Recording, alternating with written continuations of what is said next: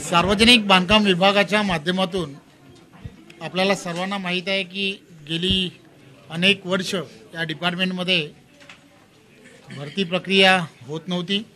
आदरणीय देशाचे पंतप्रधान नरेंद्र मोदीजी यांच्या नेतृत्वामध्ये त्यांनी सर्व राज्यातील असणाऱ्या प्रमुख मंडळींना या संदर्भातले निर्देश दिले होते की सर्व ठिकाणी सरकारी भरत्या या लवकरात लवकर करायला हवे। महाराष्ट्राचे लोकप्रिय मुख्यमंत्री आदरणीय एकनाथराव शिंदे, आदरणीय आमचे सर्वांचे नेते देवेंद्रजी आणि अजितदादा या तिघांच्या नेतृत्वामधल्या असणाऱ्या सरकारने सुद्धा या संदर्भातला निर्णय घेतला आणि बऱ्याच वर्षाची असणाऱ्या भरती प्रक्रियांना खऱ्या अर्थाने चालना देण्यासाठी आम्हाला सांगितलं। सार्वजनिक बांधकाम विभागाने सुद्धा यामध्ये विशेष असे प्रयत्न केले आणि पारदर्शकपणे या प्रक्रिया झाल्या पाहिजेत असा देवेंद्रजीचा। अमृत नोनी आर्थो प्लस ये एक प्रूवन फॉर्मूला है। इसमें मौजूद नोनी फल के गुण और आयुर्वेदिक जड़ी बूटियां शरीर को जरूरी पोषक तत्व देने के साथ साथ हड्डियों और जोड़ों के घिसने, उनमें होने वाले सूजन और दर्द को रोकने में मदद करता है। दर्द मुक्त जीवन के लिए अमृत नोनी आर्थो प्लस नेहमीच आग्रह या संदर्भात राहिला आणि त्यामुळे टाटा कन्सल्टिंगच्या माध्यमातून TCSच्या माध्यमातून या परीक्षा घेण्यात आल्या। अतिशय गतिमान पद्धतीने परीक्षेला या संदर्भातले रिझल्ट्स लावणं, या परीक्षामध्ये जवळजवळ 1,71,000 पेक्षा जास्त विद्यार्थ्यांनी भाग घेतला आणि मेरिट प्रमाणेच या संदर्भातले निकालही लागले।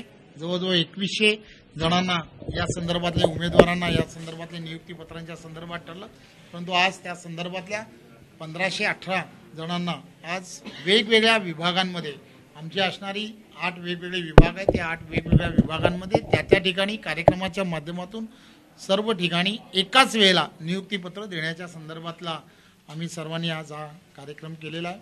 मला खरं म्हणजे फार आनंद वाटतोय की अतिशय चांगल्या पद्धतीने मेरिटच्या माध्यमातूनच हे सार्वजनिक बांधकाम विभागामध्ये अतिशय गुणवान असे अभियांत्रिकी शिकलेली विद्यार्थी किंवा जी मुलं आज या डिपार्टमेंटमध्ये आज येत आहेत आणि त्याचा सर्व आपण सर्वांनी पाहिलं असेल की अतिशय चांगल्या पद्धतीने हा कार्यक्रमही इथे संपन्न झाला। खऱ्या अर्थाने या आमच्या सार्वजनिक बांधकाम विभागातील असणारे सर्व अधिकारी वर्ग यांनी यामध्ये विशेष असे प्रयत्न केले। TCSचंही यामधलं असणारं योगदान हे सर्वात मोठं आहे असं मला वाटतं। मी सर्वांचं मनपूर्वक कौतुक करतो आणि अभिनंदन करतो। आज ज्या नियुक्तीपत्र ज्यांना मिळाली त्या सर्वांना खूप खूप त्यांना या विभागामध्ये शुभेच्छा। धन्यवाद सर। नाराजी व्यक्त केलेली आहे, एकूण जो कारभार सुरू आहे त्यावर ते म्हणतात की आम्हाला कुठेतरी विश्वास हे आपण सर्वांना माहीत आहे की देशाचे पंतप्रधान नरेंद्र मोदीजी आणि महाराष्ट्रामध्ये आदरणीय मुख्यमंत्री एकनाथराव शिंदे, आदरणीय देवेंद्रजी आणि आदरणीय अजितदादा या तिघांच्या नेतृत्वामधलं सरकार हे गतिमान पद्धतीने काम करताना दिसत आहे। कामातूनच नागरिकांना जास्तीत जास्त लाभ कसा होईल या दृष्टिकोनातून शासन आपल्या दारी असे कार्यक्रम केले जात आहेत। सार्वजनिक बांधकाम विभागाच्या माध्यमातून सुद्धा प्रत्येक ग्रामीण भाग असेल किंवा शहरी भागांमध्ये सुद्धा मोठ्या प्रमाणामध्ये विकासाच्या कामांना गती देण्याचं काम केलं जात आहे आणि खऱ्या अर्थाने जनसामान्यांचं सरकार काय असतं हे दाखवण्याचं काम हे शिंदे, फडणवीस आणि अजितदादाचं सरकार करत आहे।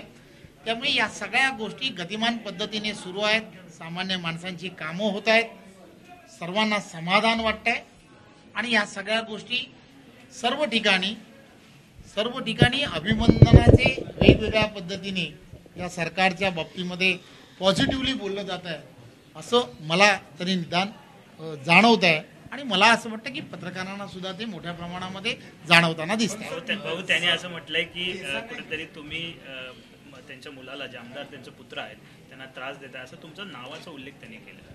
आपण लक्षात घ्या, मी आताच म्हणण्याचा प्रयत्न केला आहे की सर्व मतदारसंघामध्ये सार्वजनिक बांधकाम विभागाच्या माध्यमातून आवश्यक असणारा निधी हा मोठ्या प्रमाणामध्ये दिला गेला आहे। माझी माहिती थोडीशी माझ्याकडे, आपण अचानक हा प्रश्न विचारलात म्हणून मग मी माझ्याकडे थोडीशी माहिती नाही, तरीसुद्धा कदाचित अंदाजे मला असं वाटतं की मी सार्वजनिक बांधकाम विभागाचा मंत्री झाल्यानंतर जवळजवळ त्याच भागांमध्ये 861च्या जवळपास निधी, कोटी रुपयाचा निधी हा त्या भागांमध्ये, त्या विशेष करून त्या भागामध्ये दिला गेला आहे। या व्यतिरिक्त ADB आणि हॅमचीही मोठ्या प्रमाणामध्ये कामं ही त्या भागांमध्ये देण्याचं काम मी माझ्या माध्यमातून, आदरणीय शिंदे, फडणवीस आणि अजितदादा सरकारच्या माध्यमातून करतो आहे। खरं तर त्यांची नाराजगी मला माहीत नाही कशाबद्दल आहे ती, परंतु अशी नाराजगी व्यक्त करणं हे काही मला संयुक्तिक वाटत नाही। त्यामुळे मी त्यांच्याशी चर्चा करेन, योगेशजींशी मी चर्चा करेन की नक्की माझ्याकडून का कोणत्या निधीच्या बाबतीमध्ये काही कमतरता राहिली आहे का, किंवा काय मी अजून करायला हवं, हे मी त्यांच्याशी नक्की चर्चा करेन। योगेश माझा अत्यंत चांगला मित्रही आहे, त्यामुळे असं काही होणार नाही, त्यांना त्यांच्यावरती काही निधीच्या बाबतीमध्ये काही अन्याय होणार नाही याची मी नक्की दखल घेईन।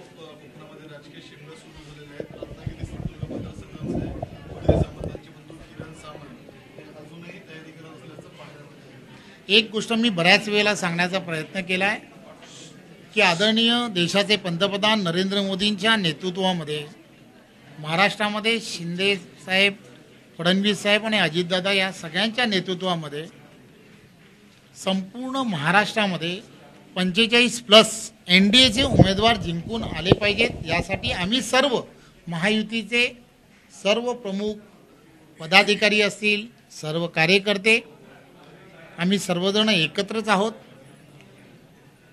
NDAची सीट ज्या कोणाला मिळेल, मग ती शिवसेनेला मिळेल, भारतीय जनता पार्टीला मिळेल किंवा राष्ट्रवादीला मिळेल, ज्यावेळेला एकदा निर्णय होईल, निर्णय झाल्यानंतर त्या संदर्भामध्ये आम्ही सर्वजण मिळून 45+ दिशेने नक्की जाऊ। त्यामुळे मला खात्री आहे की सर्व पक्षांना, प्रमुख पक्षांना असं वाटतं आहे की त्यांना त्या भागांमध्ये असणाऱ्या कार्यकर्त्यांनाही वाटतं की ती उमेदवारी त्यांना मिळाली पाहिजे।